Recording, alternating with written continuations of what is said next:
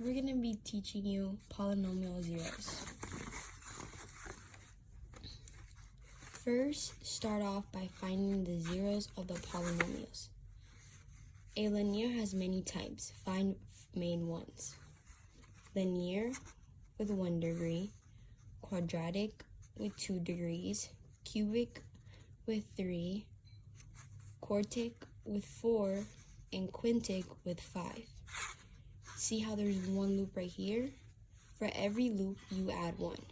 So 1, 2, then you add 1.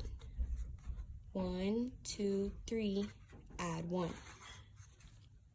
The highest exponent of the polynomial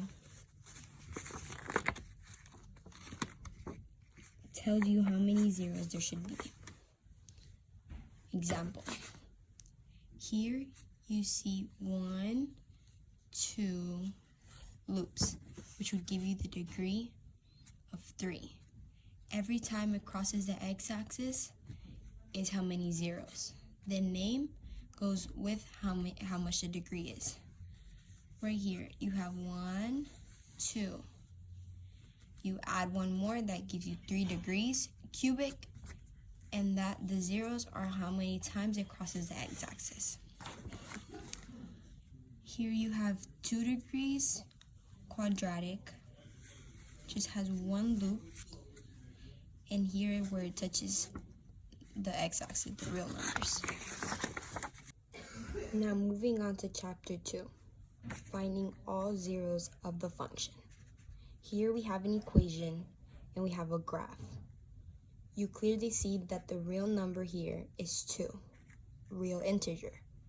You can see clearly the 0 marked on the graph. To prove it, you have to use synthetic division. Here you put the 2, the real integer you have, and you move this equation here. You bring down the 1, you multiply 1 and 2, you move it here, then you add or subtract down.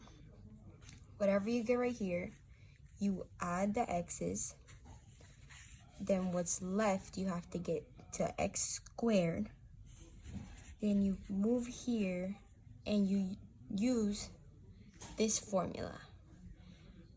Negative b plus or minus square rooted b squared minus 4ac all over 2a. We used that here, we plugged in, we ended up with this plus or minus, then move it to factored form. 2, the real number, and then both, because this stands for 2 numbers, plus or minus, of the imaginary numbers. Here, you can also find it by a number chart. We have the equation, and here it tells you 0 and x is negative 2, where it crosses x, which is a real number. To prove it, you put negative 2, you do the same thing you did here, then once you got the ending result, you solve for the remaining zeros using the same formula. You plug in with 10 being a negative 11 being b, c being 3. You come to the end, and this is what you get. Those are your remaining zeros.